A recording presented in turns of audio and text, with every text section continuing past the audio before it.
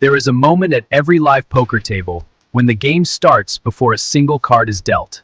The second you sit down, every experienced player is already reading you. Your hands, your breathing, even how you touch your chips is information. There's an invisible game happening, and most players are completely blind to it.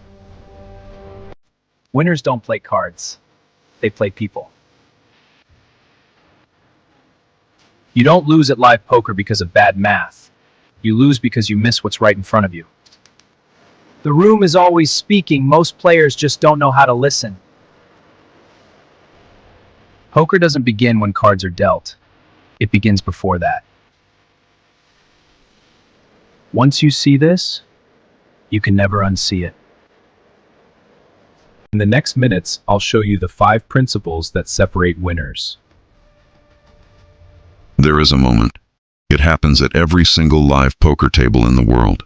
A player sits down, buys in, shuffles their chips nervously, and within the first 30 minutes, something becomes obvious to every other player at that table. They don't know how to read the room. They don't know how to move through the space between players. They don't know that the game started before the first card was dealt. Most players think poker begins when the hand begins, when cards are dealt, when there's a decision to make. But the truth is devastating. The game begins the second you sit down, the way you sit, the way you hold your chips, the way you look at other players, the way you breathe. All of it is information, and every winner in this room is reading it. You have been losing money at live poker, not because you don't understand ranges, not because your math is wrong. You have been losing because you have been playing blind. Blind to the invisible game that happens around you constantly. In the next 40 minutes, I'm going to teach you 5 principles. Not tips, not tricks. Principles. Mental frameworks that rewire how you see a live poker table forever. These are the exact principles that separate players who grind break-even for years from players who suddenly start winning consistently. The difference isn't talent. It isn't natural ability. It's awareness. And awareness can be taught. So pay attention. Because once you see what I'm about to show you, you will never look at a poker table the same way again. Before we get into the principles themselves, I need to destroy something first. Something you believe that is actively costing you money every single session. Most poker players study online. They study GTO. They watch solver outputs. They memorize frequencies and ranges. And then they sit down at a live table and wonder why none of it works the way it's supposed to. Here's why. Online poker is a different game, fundamentally. When you play online, you have time. You have a computer. You have a HUD showing you statistics. You process information slowly and carefully. Live poker is chaos by comparison. There's noise. There's pressure. There are people staring at you. You're making decisions in 3 seconds with incomplete information and adrenaline flowing through your body. The players who dominate live poker aren't the best GTO players. They're the best at something else entirely. They're the best at reading environments, reading energy, reading the invisible signals that humans leak constantly when they're under pressure. GTO is your foundation. It's important. It keeps you from making catastrophic mistakes, but it is not the weapon that wins at live poker. The weapon that wins at live poker is perception, the ability to notice what everyone else is ignoring. And that's exactly what these 5 principles are built around. Each one trains a different dimension of your perception. Each one gives you an edge that no solver can replicate. Because solvers can't sit at a table. Solvers can't watch a man's hands shake. Solvers can't feel the energy shift when someone gets dealt pocket aces. But you can. And in the next 30 minutes, you're going to learn exactly how. Principle 1. And this one is going to sound absurdly simple. But stay with me, because the simplicity is a trap. Most people hear this and think they already do it. They don't. Principle 1 is called positional dominance, not just position, dominance. The difference matters enormously. Every poker player knows position is important. Act last. See more information. Make better decisions. This is basic. This is page 1 of every poker course that has ever existed. But here's what nobody teaches you. Position isn't just about information. In live poker, position is about psychological control. When you're in position, you don't just see what your opponent does first. You control the emotional temperature of the hand. Think of it this way. Imagine two people having a conversation. One person speaks first, the other person responds. Who has more power in that conversation? The person who responds. Always. Because they get to choose how to react. They get to set the tone after seeing what the other person reveals. That's exactly what happens in a poker hand when you're in position. Your opponent acts first. They reveal something.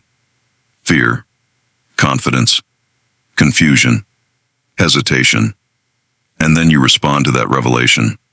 You don't just use position to make better mathematical decisions. You use it to become the emotional architect of every hand you play. And in live poker, where emotions are running constantly, where adrenaline is real, where people are physically present and feeling pressure in their bodies, that emotional architecture is worth a fortune. Let me show you exactly what positional dominance looks like in practice. Because theory without examples is just words floating in the air. You're playing a 1-2 cash game. You're on the button. Middle position raises to 6. Everyone else folds. It's you and this player heads up. Now here's what most players do in this spot. They look at their hand. They calculate whether they want to call or fold based purely on the cards in front of them. But here's what a player operating with positional dominance does instead. Before they even look at their cards, they look at the raiser. How did he raise? Was it fast? Slow? Did he glance at anyone else before raising? Was his body relaxed or tense? This information changes everything about how the hand should be played. Let's say he raised quickly, confidently, without looking around. That suggests comfort, strength, or practiced confidence with that hand. You might call with a slightly wider range because you're confident you can navigate the flop from position. But let's say he raised slowly, took his time, maybe looked at the pot size twice before putting the chips in. That suggests calculation, deliberation, which often means he's thinking about whether his hand is actually strong enough to be raising. You might tighten up slightly because something about his process felt uncertain. This is positional dominance in action. You're not just acting last. You're reading the emotional state of the hand before making a single mathematical decision. And the button is where you do this best. Every single time you sit down at a table, the first thing you should think about is not what hands to play. It's where to sit relative to the players you've already identified as vulnerable. Position isn't a card, it's a superpower. Your principle too. This one makes uncomfortable players very uncomfortable, and that's exactly why it works so well. Principle 2 is called deliberate silence. Most players fill every single moment at a poker table with noise. Small talk, compliments to other players, comments about bad beats, reactions to hands, laughter. This feels natural. It feels social. It feels safe. But every single piece of noise you create is information you're handing to your opponents for completely free. The winners at live poker understand something that losers never grasp. Silence is not empty space. Silence is a weapon. When you stop talking, people get uncomfortable, and uncomfortable people leak information constantly. They fill the silence themselves. They start talking. They start explaining. They start justifying decisions nobody asked them to justify. And every word they say reveals something about how they think, how they make decisions, and what makes them feel safe or threatened. The greatest poker players in the world, the ones making real money in live games right now, are often the quietest people at the table. Not because they're antisocial, because they understand that every moment someone else is talking, that person is surrendering power. And every moment you're silent, you're accumulating it. Silence also does something else extraordinary in live poker.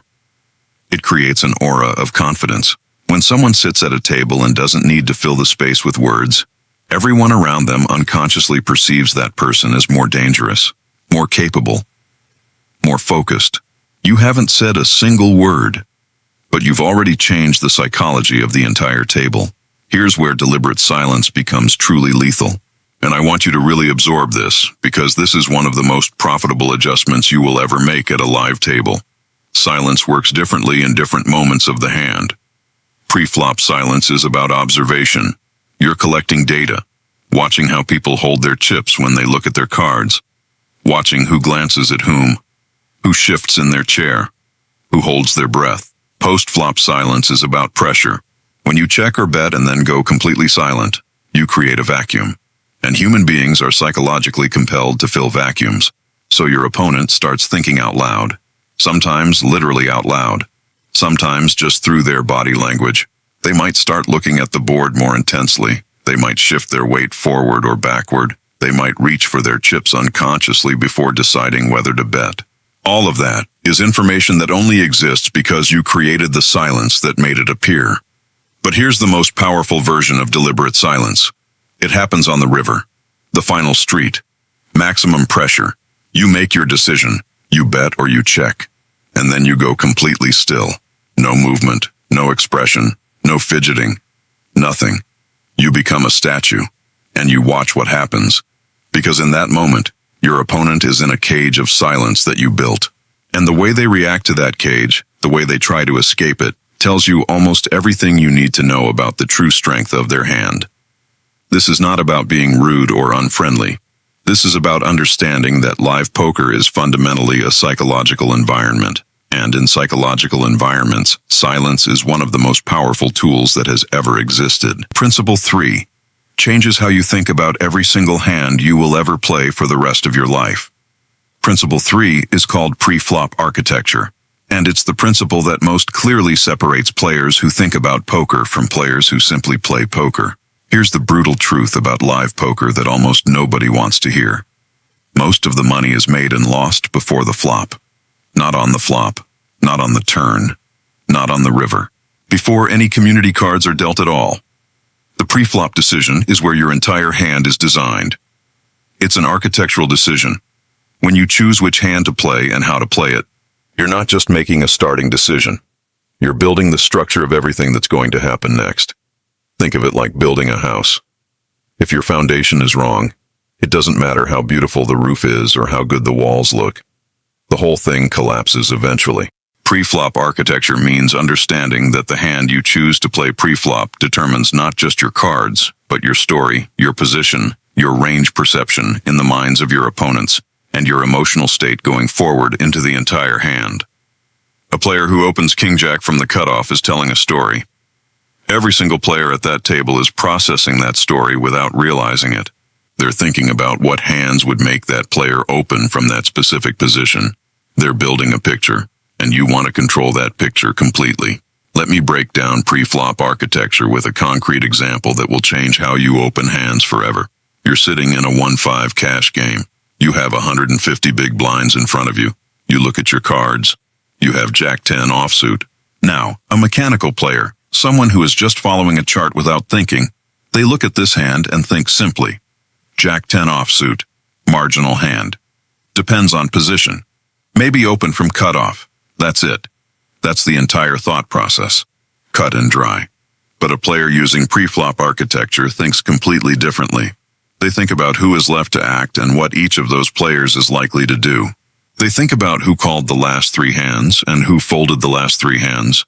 They think about what happened in the previous orbit. Did someone just get bluffed and shown? Are they likely to be tighter now because of that embarrassment? Did someone just win a big pot? Are they likely to be looser, more confident, more willing to play back aggressively? They think about their own history at this table in this session. Have they been caught bluffing recently? Then they probably need to tighten their opening range. Have they been playing tight for 2 hours and nobody has seen a single bluff from them? Then this might be the perfect moment to open Jack-10 offsuit because the table hasn't seen that from you yet.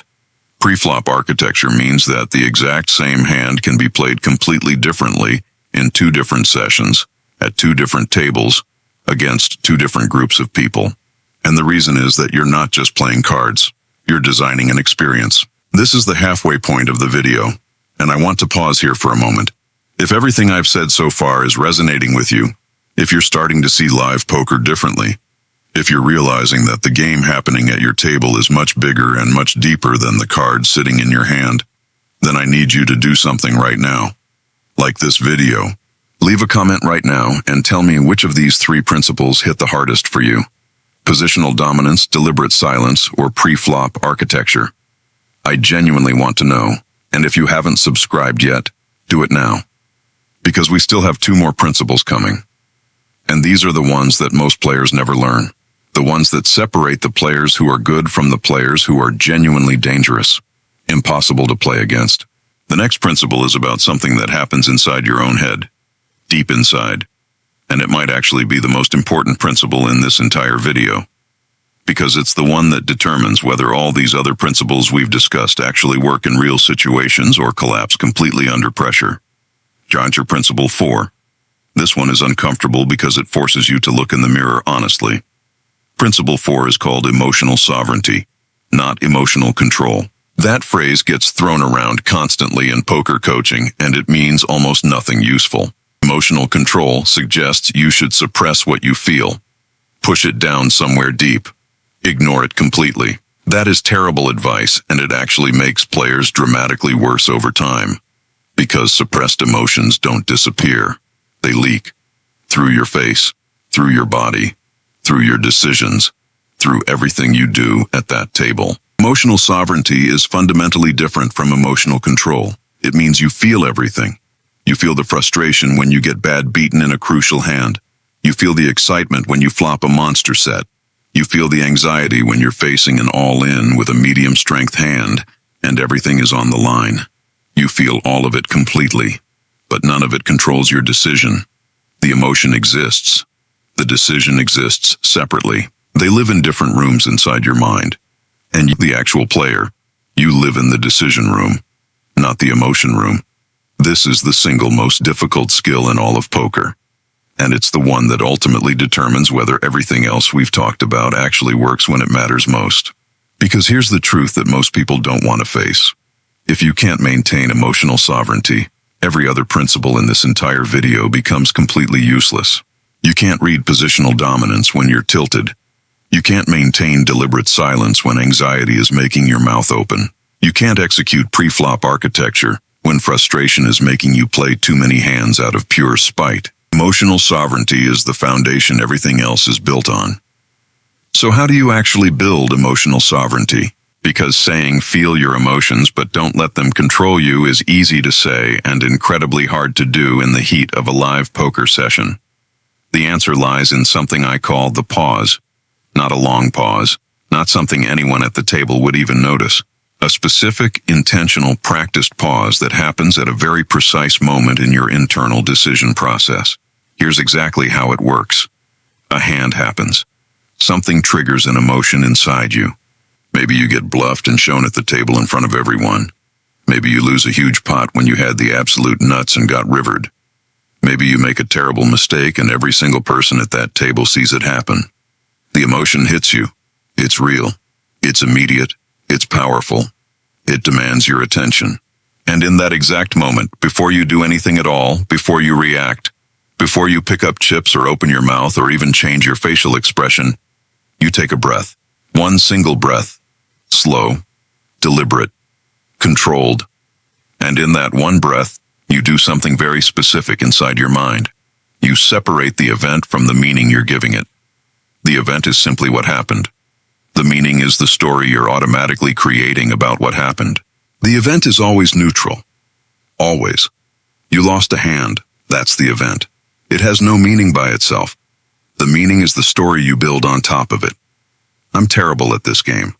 Everyone here is better than me. I always lose when it matters. Those are stories.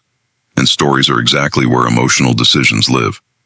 In that one breath, you recognize that you're building a story, and you let the story exist without following it anywhere. You don't fight it. You don't argue with it. You just notice it's there. And then you come back. Back to the table. Back to the present moment. Back to the next hand. This sounds simple when I describe it like this. It is not simple in practice. It takes months of deliberate practice to build this skill properly. But once it becomes automatic, it transforms your live poker completely.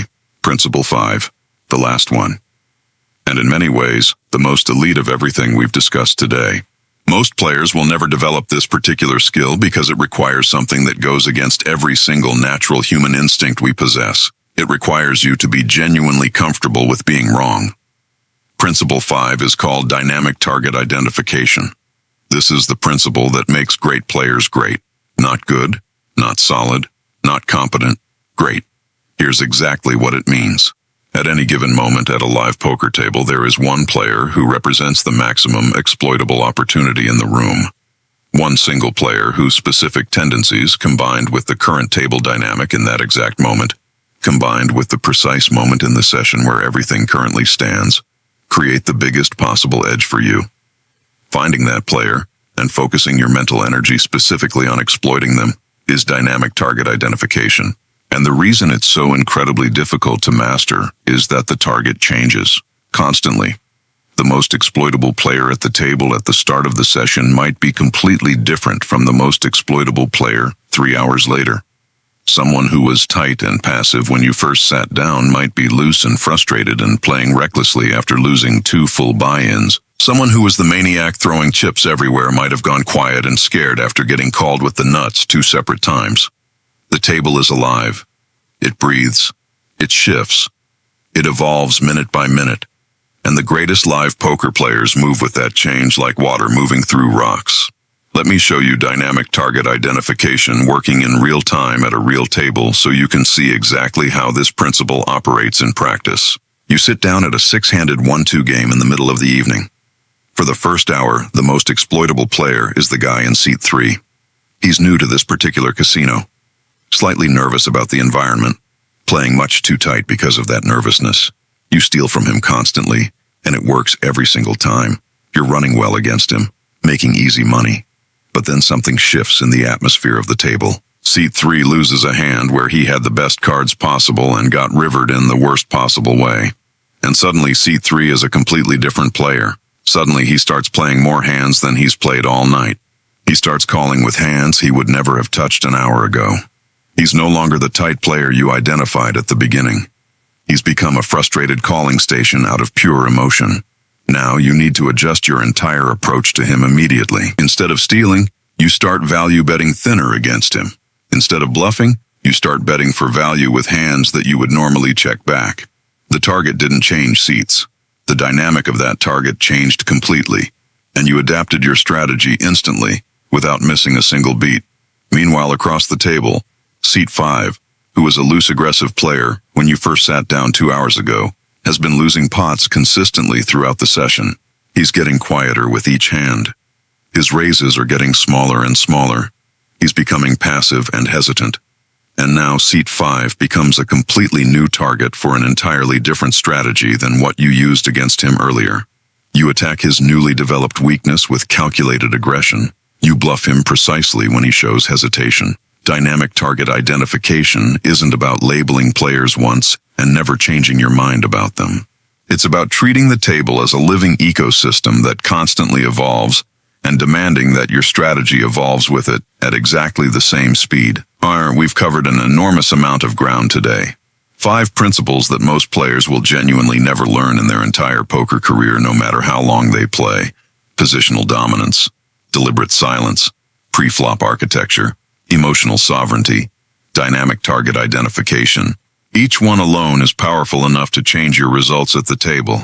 But here's the real secret. The thing that makes them truly devastating when they come together. They work as one integrated system. When you're in position and you understand how to use silence, you become twice as effective at reading opponents than you ever were before. When you combine that with pre-flop architecture, your hands are designed specifically to set traps that your silence and your positional control will spring at exactly the right moment. When you layer emotional sovereignty underneath all of it, none of the system collapses when the pressure gets real and the stakes get high. And when you top it all off with dynamic target identification, you're not just playing well at the table, you're hunting. Systematically, patiently, precisely. The players who combine all 5 of these principles at the same table are the players everyone else is afraid of. They're the players who sit down quietly and leave hours later with everyone else's money. They're not flashy. They don't need to be flashy. They see things that nobody else at that table can see. They move through a poker game like they were built specifically to be there. And now, after everything we've covered today, you have the exact same tools they have. If this video genuinely changed how you think about live poker, if you see the game differently right now than you did 40 minutes ago, subscribe to this channel right now. Share this video with every poker player you know who plays live. Send it to them tonight, because this isn't the end of what we're going to teach here.